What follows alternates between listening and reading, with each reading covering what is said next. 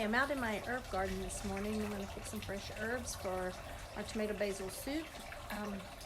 To show you my basil plants. They're really big and beautiful now and ready for harvest, and I really love this soup, and the only way to really make it is with fresh basil. So come take a look. Okay, so we're just going to pick and harvest some of this basil. I'm going to pick off just some pieces. Just pinch them off with your fingers, and before you know it, you'll have a whole pile of them. And now I have all my ingredients out, and we're just going to start putting this thing together. For starters, I need to make a little space here. I am going to start off with 6 tablespoons of butter. 1, 2, 3, 4, 6 tablespoons of real butter. Get my pot started. Melting my butter. And then next we are going to put 1 onion in. And I'm going to show you, if you haven't seen my other episodes where I use my mandolin for chopping or cutting, it's great for onions because it's super fast, gets it done. And if you want to know where I got mine from, mine was not expensive. They tend to be very expensive, but mine is, I've used several, and this one is the best one I've ever used before. Let's cut this off. Like I said, I think I paid about $30. Could be wrong. Might double check on that. But this is how easy it works. I'm chopping up these onions to go in the soup.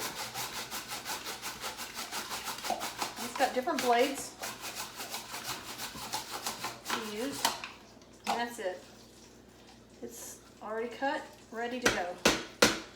Now, probably will give this a few more quick licks just to cross cut it, make it super fine, but really quickly. Turn that butter down a little bit. I'm just trying to get it melted, get it started. So when I put these onions in here, we're going to saute the onions till they're clear. So let's get those started.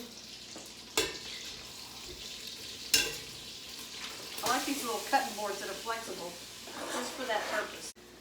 Okay, now what we're going to do now, after this onions are nice and sauteed and clear, starting to get clear, I'm going to start putting in my tomatoes. I'm going to put 2 cans of crushed tomatoes in here, and I'm going to have my burner going, doing that, and then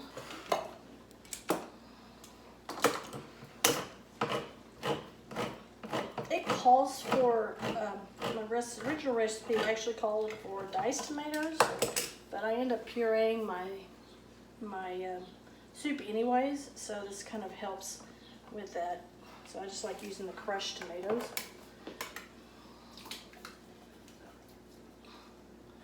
And we're just going to get the temperature up on this, heating up these tomatoes, and then you're going to put an entire jar our can of tomato juice.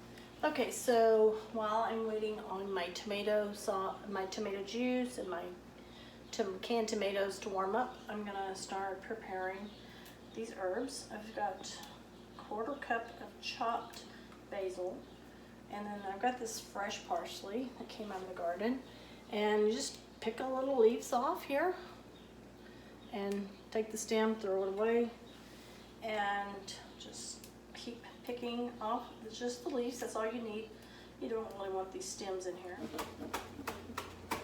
One thing about the tomatoes is the real acidity, but to combat that, we're going to put some sugar in here. I'm going to we're going to start out with 3 tablespoons of sugar. Now you don't want it to be sweet, so that's why we're going to start with only 3 tablespoons. You can add up to 6, so I just recommend after you've made the soup, you taste it. If it still tastes a little acidy to your tongue, add a few more tablespoons of sugar, and that's really going to help with that. It won't be a problem after that. Okay, and then we're going to add 2 tablespoons of this chicken bouillon. I like this Nor brand. But you're gonna use the bouillon. You can use the bouillon cubes, but we're gonna start off and we're gonna just use the powder. It dissolves a lot quicker, and I tend to like it better. Now we've got the sugar. Let me look at my recipe here. I got sugar, the bouillon. We're gonna put a little pepper, just a little dash. I don't like real peppery. You can always add more as to taste as you go.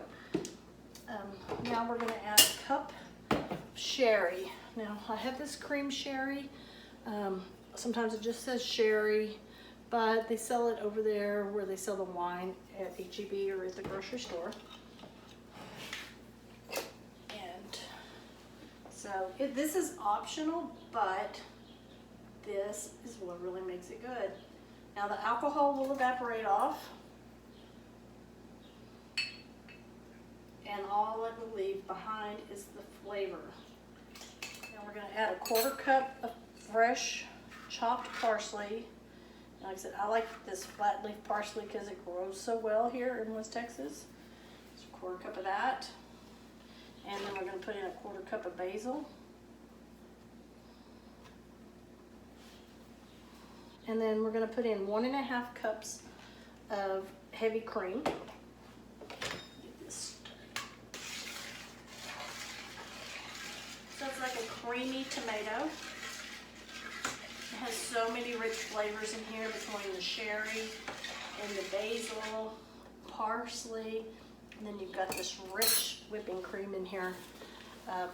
This is one of my family favorites. It's very delicious. You won't be disappointed. I'll show you what it looks like when we're done.